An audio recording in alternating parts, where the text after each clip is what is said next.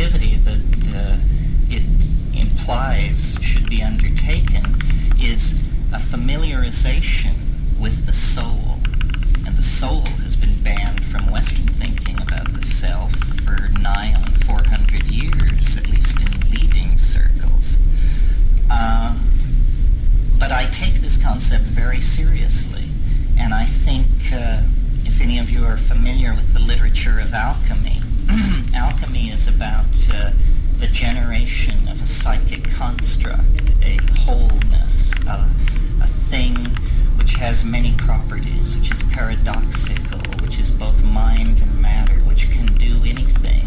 This is the last gasp of the soul before it's submerged completely. In other words, it became trapped in an association with chthonic matter in the last historical epoch before it disappeared completely from Western consciousness.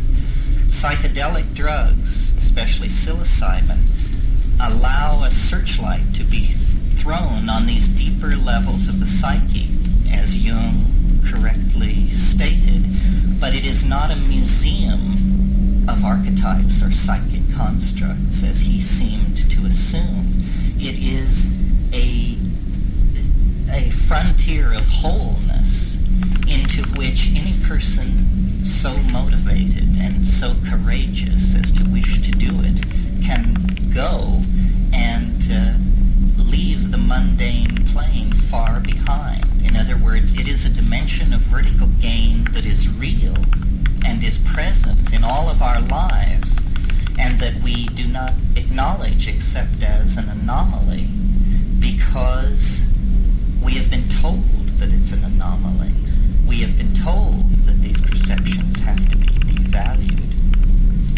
The result of this is to so distort the psychic life of the species in the present historical context that we have this UFO disease, which is essentially a rupture into three-dimensional space of this archetype of wholeness, and it haunts time like a ghost, and it haunts human experience in the 20th century because it is a symbol of alienation, and the word alien has in fact come to be applied to this thing. It is alien. It comes from the stars. It is totally non-human. It has great potential for mankind, but it can barely be Englished at all. And actually, what it is the self in the form in which it is most accessible to the ego, given the ego's programming with all the scientific garbage about the density of life in the universe, the distance to the stars, the probability of chemical evolution occurring here and there and yonder. It is, in other words, something which, in order not to alarm us, has disguised itself as an extraterrestrial being, but is in fact the collectivity of the human psyche signaling a profound historical crisis. I talked about this before. I talked about the danger of succumbing to belief in UFOs because of the damage it did to free will, and that yes, the UFO is making war on science because science has created such a masculine overbalance in the intellectual life of the species that this automatic mechanism has been triggered. A history-stopping archetype is being released into the skies of this planet, and if we are not careful, it will halt all intellectual inquiry in the same way that the Christos archetype halted intellectual inquiry in the Hellenistic age. I don't want to go into this too deeply, but it's clear to me that Hellenistic science was destroyed by the Christos archetype because the Democritean atomists and materialists who ran Roman civilization had no patience whatsoever with this superstition that was being circulated among the servants about a man who rose from the dead and all that went with it. But before they knew what had happened, their whole civilization was in ruin because the archetype had frozen the forward thrust of this masculine dominant, ethically depotentiated, technologically obsessed, slave-built society. And for 1,000 years, hydrostatics, mathematics, metallurgy, you name it, that was nothing. Only the words of one Galilean radical could occupy the time of any intellectual successfully. Okay, we have now, 2,000 years later, fought our way somewhat clear of that problem. But the problem it's solved, which is the problem of this masculine overbalance and this obsessive technological thrust, this dehumanizing thrust, has reached an even more intense peak, and now appears the flying saucer with the capacity of undoing that by again destroying science, by simply being a miracle. That's all that is required to wreck science, is a miracle visible worldwide. And this, because scientists say that that can't happen, consequently if it does happen, their house is in real disorder. So I touched on this before, any of you who heard me. Tonight I want to talk more about the flying saucer, not from the point of view of the people who are going to get the whammy when it appears unbidden, but from the point of view of an insider.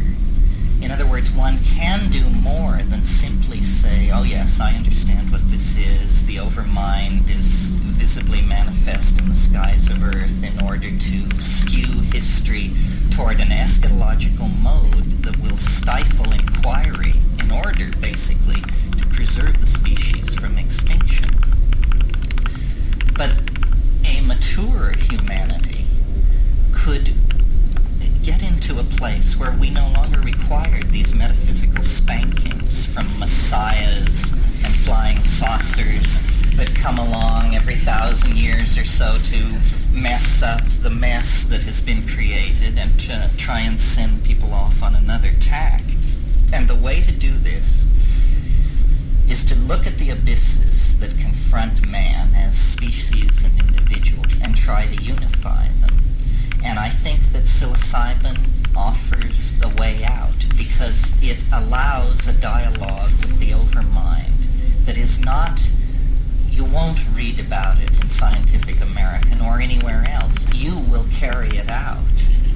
And the carrying out of this dialogue will essentially eschatologize you as a person and lift you out of the historical context.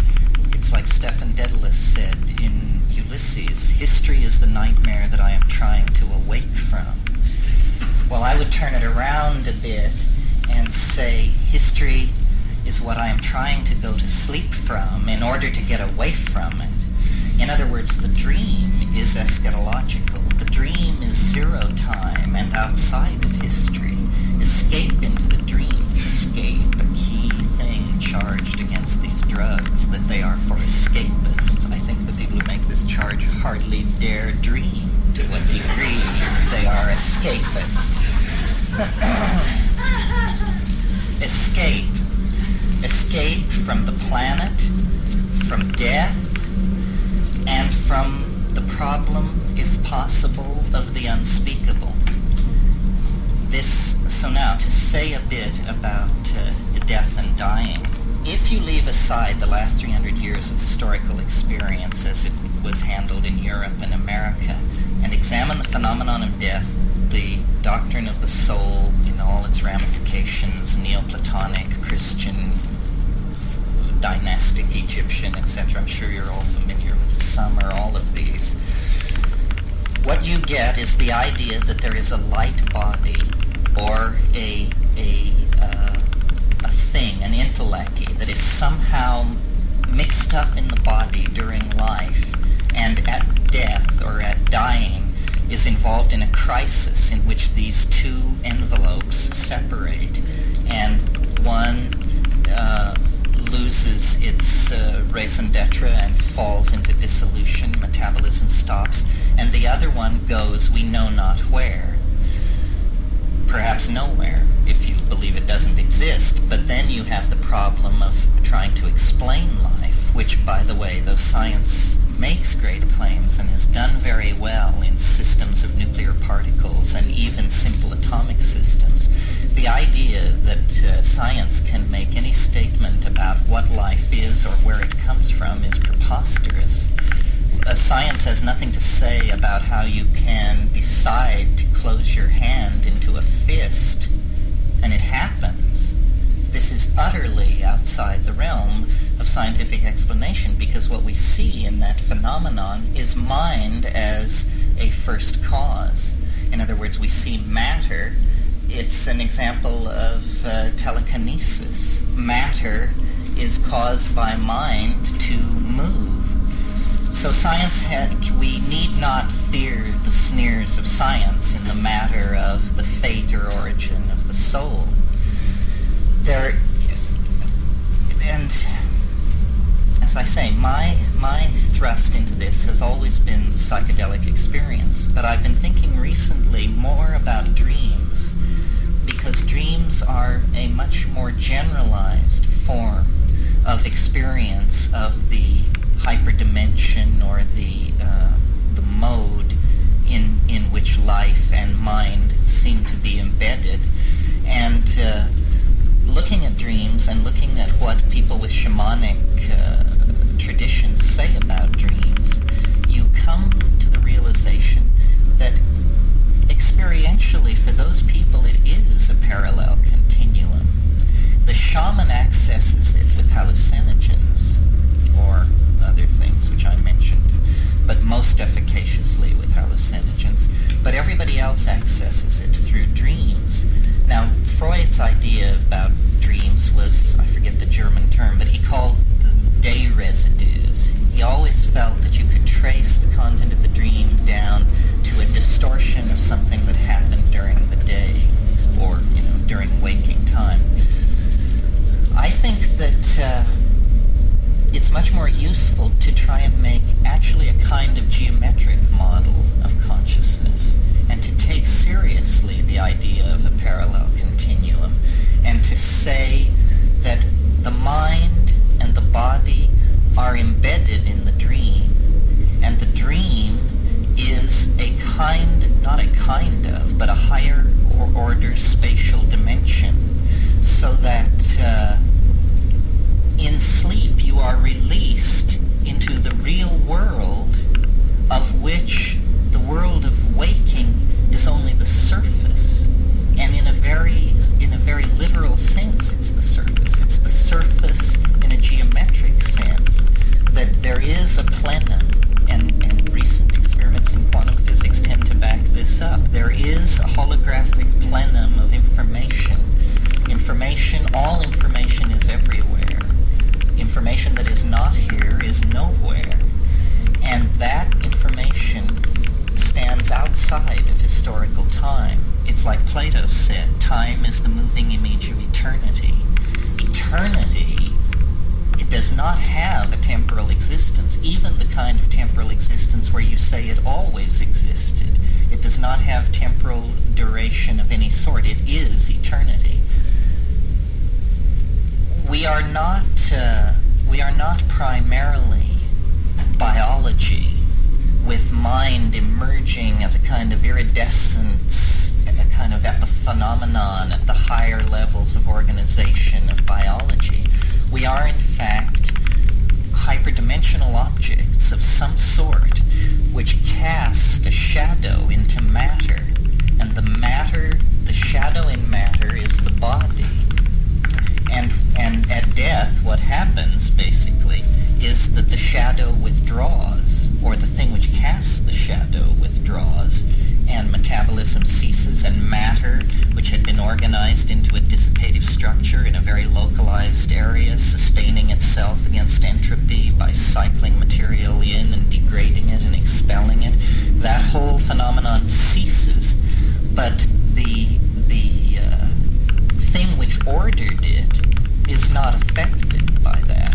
And when I make these declarative statements, I'm making them from the point of view of this shamanic tradition, which touches all these higher religions. Everything basically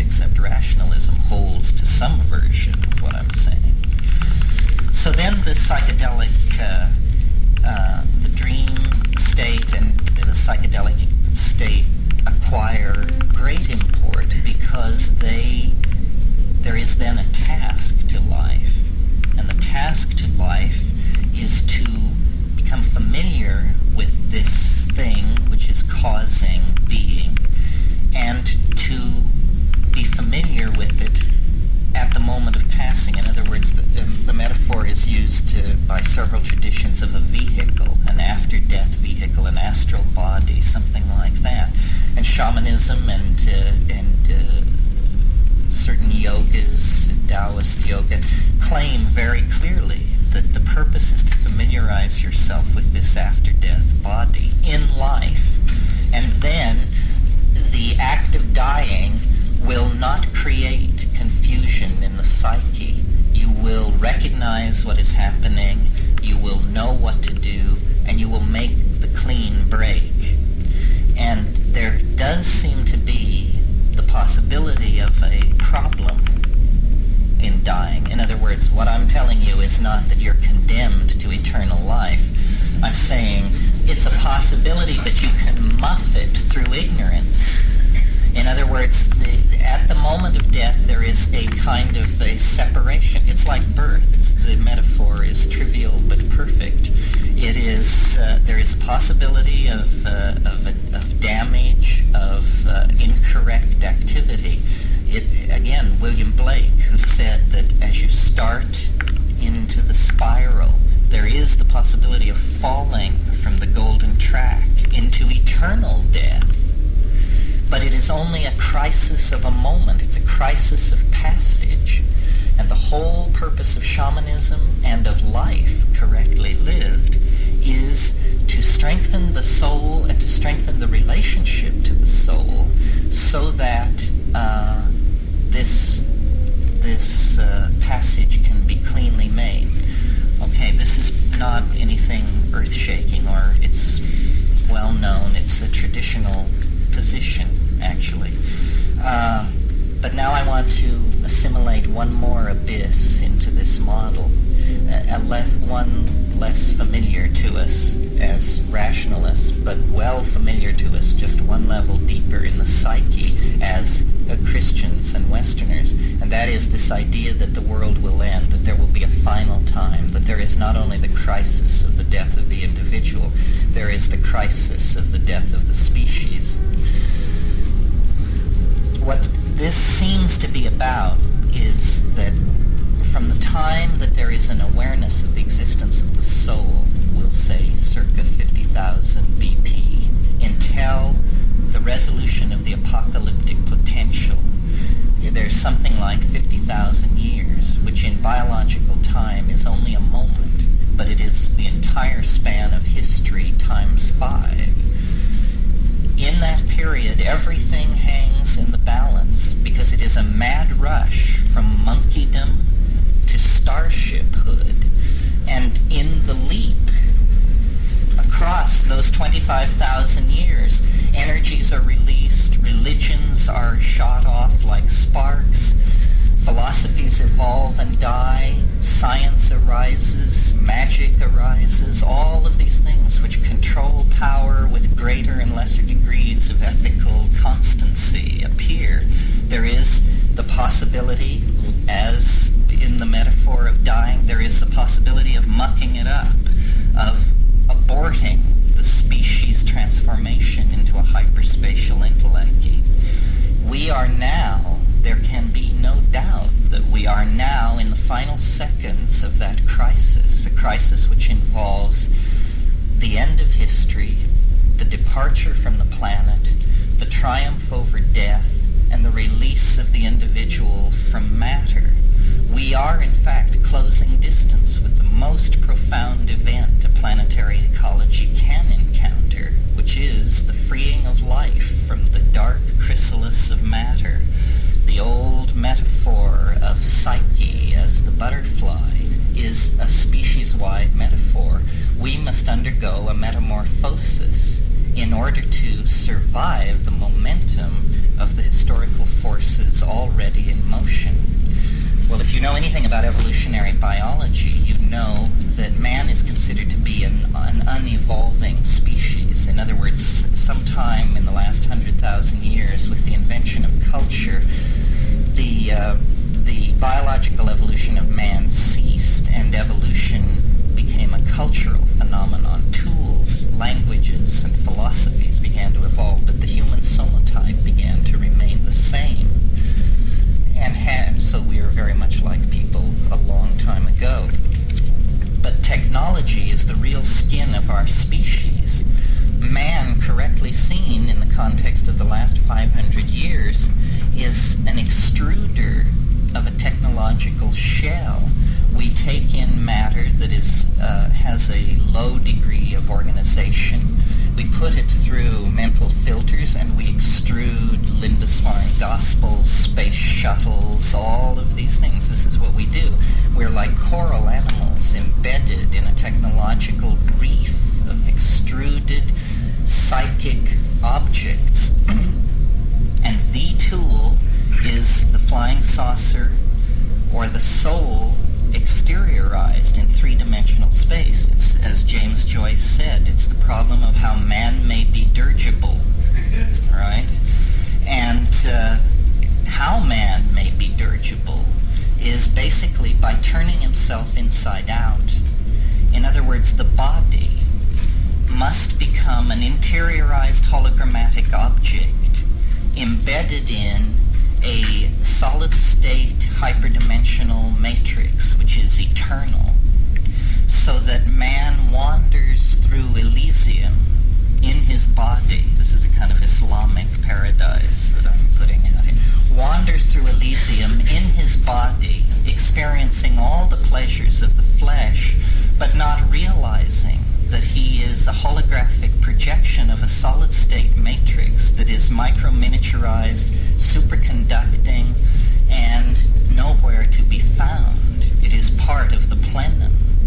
And all history is about producing prototypes of this situation with greater and greater closure toward the ideal, so that airplanes, automobiles, condominiums, space shuttles, space colonies, starships of the hardware, speed of light, spin-dizzy drive type, all of these are, as Mircea Eliade says, self-transforming images of flight that speak volumes about man's aspiration to self-transcendence, so that we are, our wish, our salvation, and our only hope, basically, is to end the historical crisis by becoming the alien, by ending alienation, by recognizing the alien as the self, in fact, recognizing the alien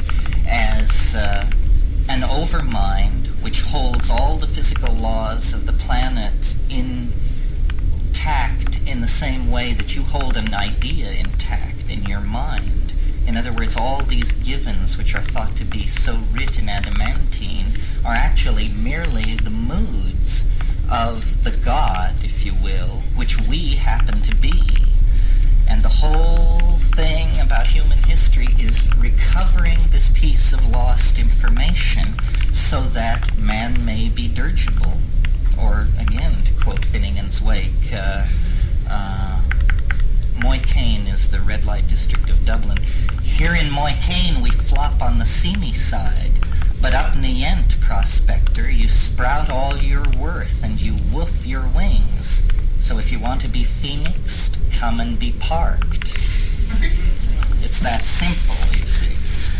But it takes courage to be parked when the Grim Reaper draws near.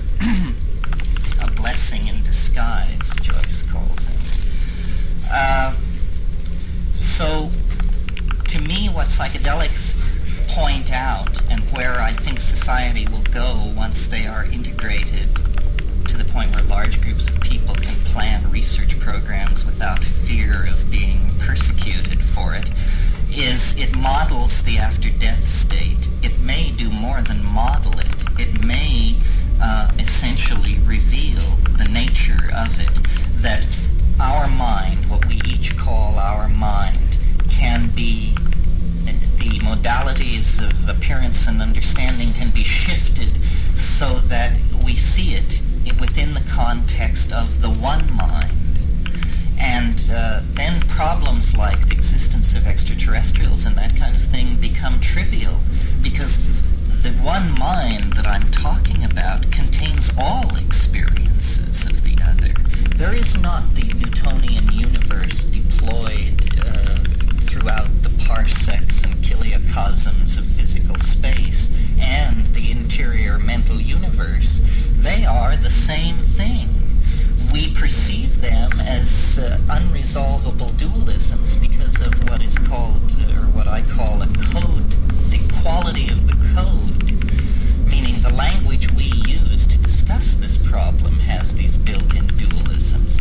This is a problem of language. All codes have code qualities except the logos.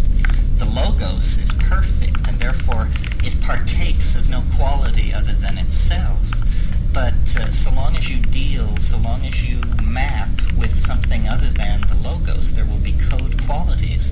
And the dualism built in to our language makes the death of the species, the death of the individual, these seem to be opposed things. Likewise, the problems biology and by extrapolation exobiology pose by examining the physical universe versus the angel and demon-haunted world that death psychology is reporting on is again set up as a dichotomy. All that is needed to go beyond an academic understanding of what I've been saying is to have the experience of this tryptamine-induced ecstasy. In other words, for reasons which I leave to my brother, the tryptamine molecule has this unique property of releasing the structured self into the over-self. And each person who has that experience undergoes a mini-apocalypse, a mini entry and mapping into hyperspace. For society to change in this direction, nothing is necessary except for this experience to become an object of general concern. Now, I'm not saying everybody should rush out and take mushrooms, in case you thought that's what I was saying. But I am saying that these fields of information, which, I don't know if you're like me, but my experience of these things is basically literary. I read Plotinus, I read Heraclitus, I read all this stuff, and I try to integrate it intellectually. But it is a plane of experience that is directly accessible, and the role that each of us plays in relationship to it determines how we will present ourselves in the final transformation that this hints of. In other words, in this theory, there is a kind of teleological bias. There is a belief that there is a hyper-object called the overmind or God or what have you that casts a shadow into time. And history is the experiencing of this shadow. And as you draw closer and closer to the source of the shadow, the paradoxes intensify. The rate of change intensifies.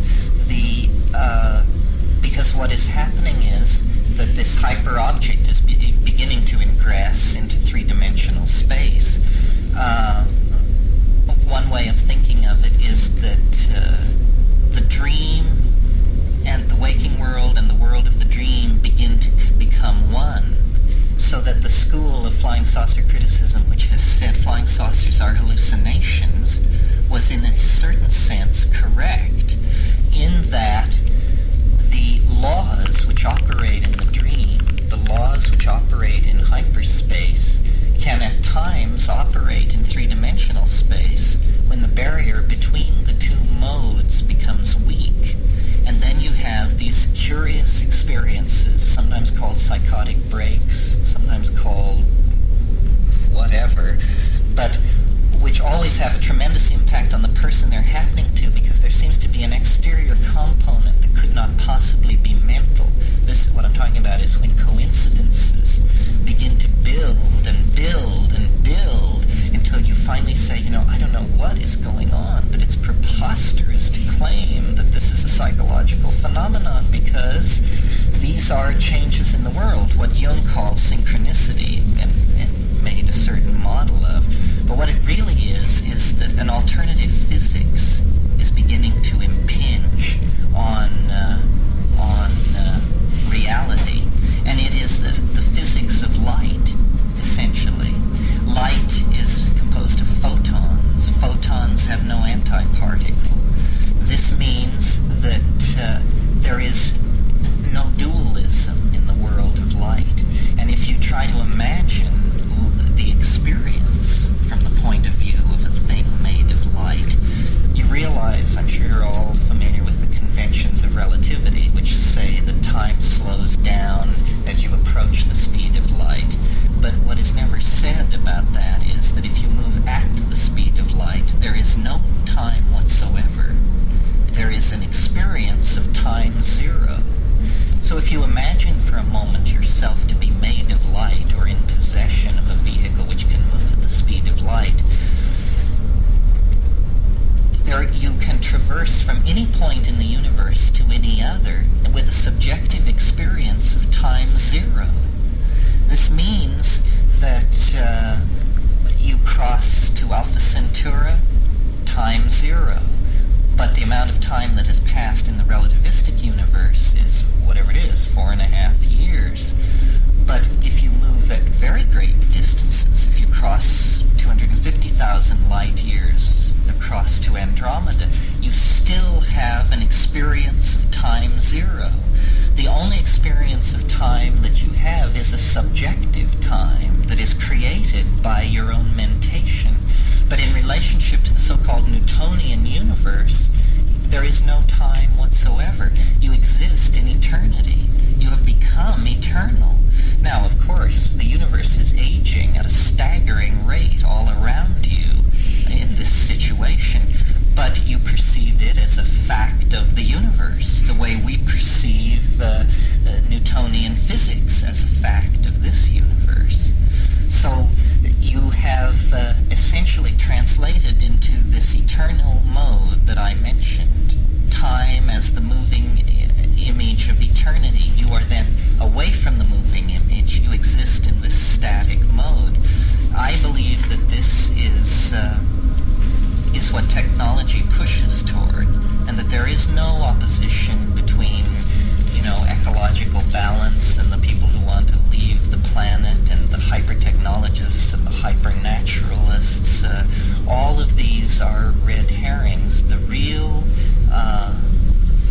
historical entity which is becoming imminent is the human soul, and it is the monkey body has served to carry it to this moment of release, and it will always serve as the focus of self-image, but it will exist in a world made by the human imagination.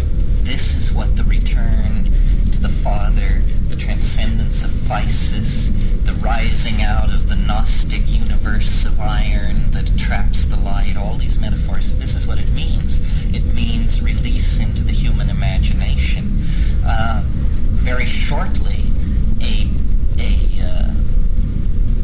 as it were, a dry run for this phenomenon will take place in the form of space exploration and space colonies, because there, the coral reef-like animal called man that has extruded technology all over the surface of the Earth will be freed at last from the constraints of anything but his own imagination and the limitations of materials, so that, for instance, the earliest space colonies, of course, there will be an effort to duplicate the ecosystem of Hawaii and this and that. These exercises in ecological understanding to prove you know what you're doing. But as soon as this is under control, we will be released into the realm of art, which is what we have always striven for. We will make our world, all of our world, and the world we came from will be maintained as a garden. But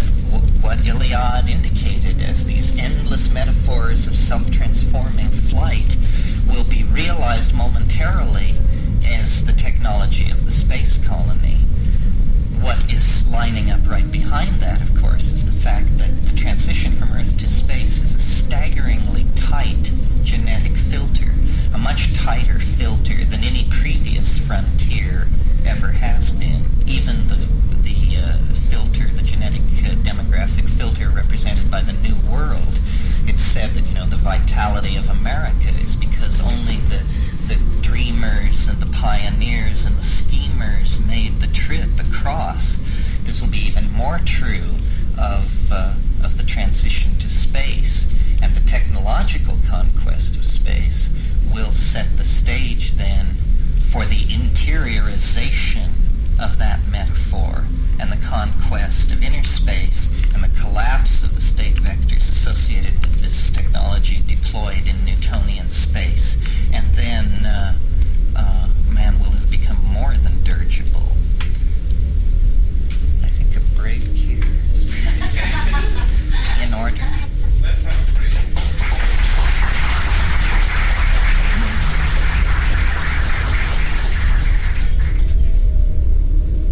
Say a couple more things, and then there seem to be a lot of questions, so I'll throw it open for questions. But before I do that, I mentioned this book, The Invisible Landscape, that my brother and I wrote, and I'll say just a bit about it because it relates to what's been said. I spoke in general terms about the technology which would interiorize the body, exteriorize the soul, spoke of it as a long-term technological goal, meaning visible within the next 100 or so years, following on to space travel, that sort of thing. But what the invisible landscape is about is an effort to short-circuit that chronology and to actually, in a certain sense, force the issue. It's the story, or rather it's the intellectual underpinnings of the story of an expedition to the Amazon by my brother and myself and several other people in 1971, in which my brother formulated an idea that involved using harmine and harmaline. These are compounds which occur in Banisteriopsis caapi, which is the woody vine that is the basis for ayahuasca. And ayahuasca is one of these plant hallucinogens that releases you into this dimension I'm discussing. An effort to use harmine in conjunction with the human voice in what we called the experimented La Chorrera, which was basically, you can take it as very loose science or very tight magic, but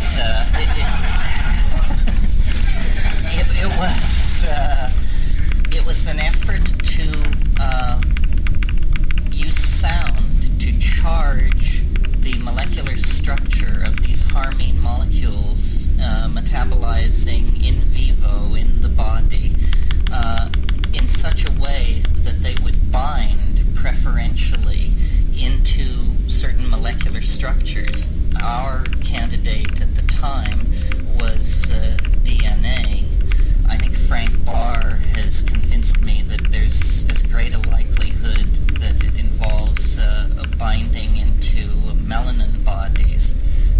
It's as likely a possibility as that it involves DNA, but it involves binding into a molecular site where information is stored, so that this information is then broadcast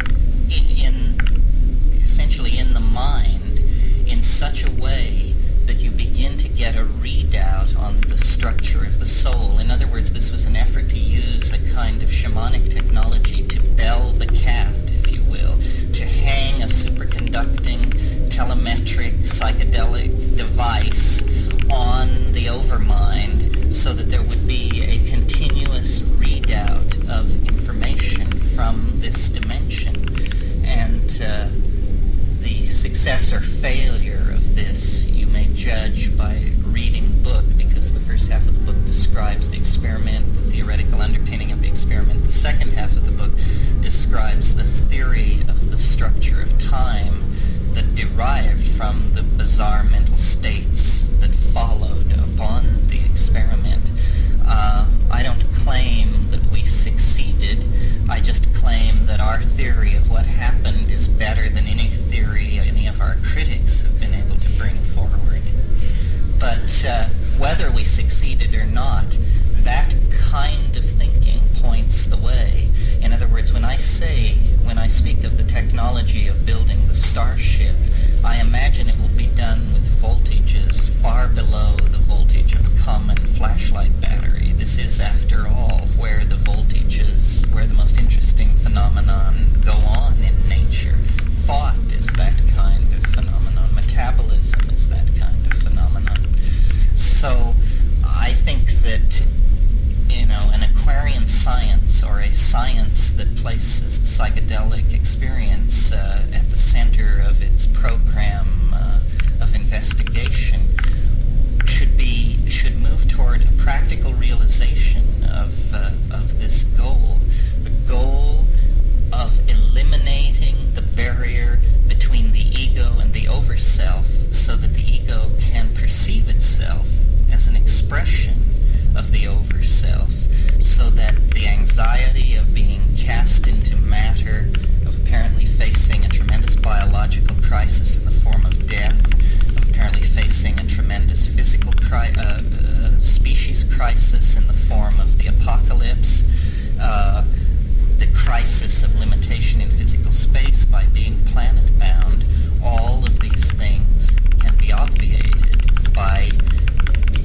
cultivating the soul, basically, by practicing shamanism, using these tryptamine drugs that I've described. And my plea to scientists, administrators, and politicians who may be listening to my voice is to look again at psilocybin, to not lump it with the other psychedelics, to realize that it is a phenomenon unto itself, and it has an enormous potential for transforming mankind, not simply transforming the people who take it, but it is like an art movement or a mathematical understanding or a scientific breakthrough. It holds the possibility of transforming the entire society simply by virtue of the information that is coming through.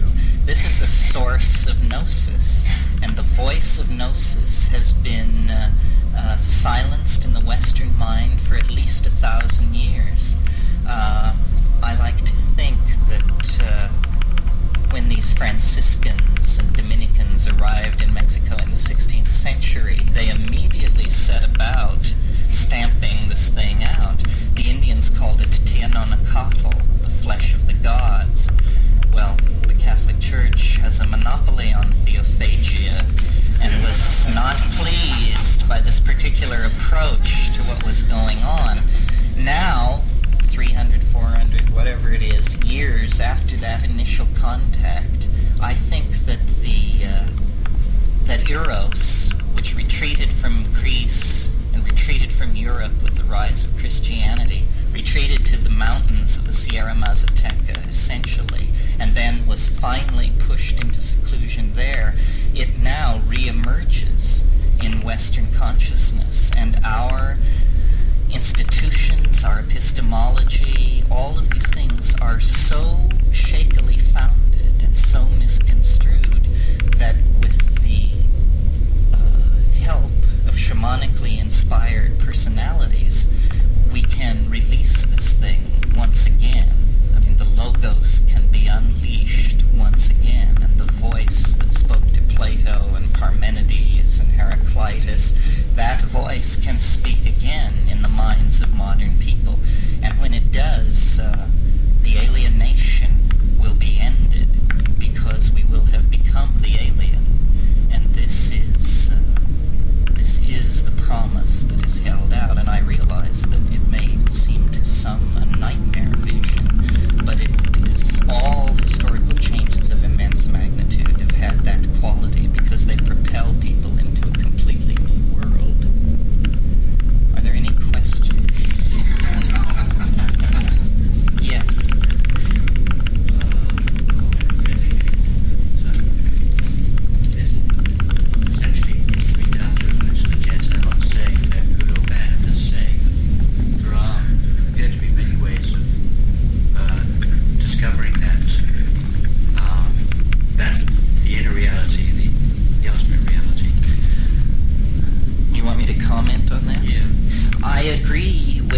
that this is a strongly held position, I always, in my explorations, have recourse to my own experience, and I've not had good luck with any of these other techniques. I spent time in India, practiced yoga, scoured the various rishis, roshis, geshes, and gurus that Asia had to offer.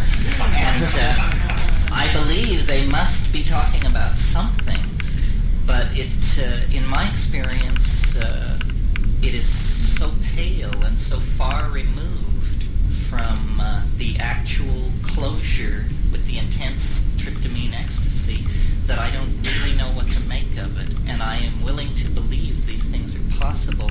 I just must be a very grounded person. Well, maybe it's a shortcut. Well, Tantra, for instance, claims to be, that's what Tantra means, is the shortcut path.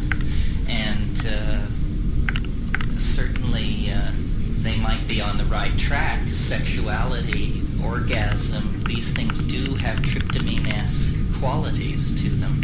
But the main thing about psilocybin, and I stress it over all these other hallucinogens, is information. Immense amounts of information.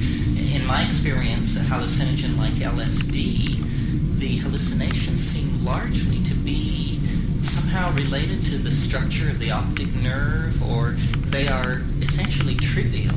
They are geometric patterns, shifting lights, this and that, but unless synergized by another drug. The classic psychedelic experience that started it all with Huxley and those people was, I believe, 200 micrograms of LSD and 30 milligrams of mescaline. And I would believe that that would deliver a visionary experience rather than an experience of hallucinations. And the difference is, what psilocybin shows you is not colored lights and moving grids. It shows you places, jungles, cities, machines, books, architectonic form of incredible complexity. Just click, click, click. There is no possibility that this could be construed as noise of any sort. It is, in fact, the most highly ordered visual information that you ever experience. Much more highly ordered than the visual experience I'm having at this moment of this room.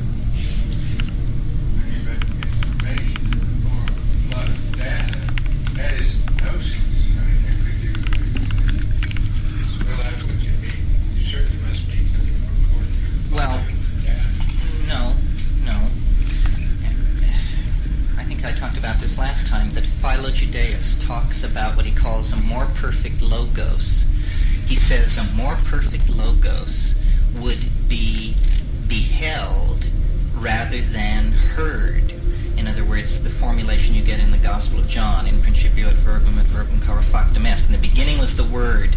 Yes, it was the Word in the beginning, but this is a strange kind of word. It is a word which is visually beheld, and the language in which the gnosis communicates is a language of visual forms, such that there is no ambiguity about meaning, because there is no recourse to a dictionary of agreed upon signification.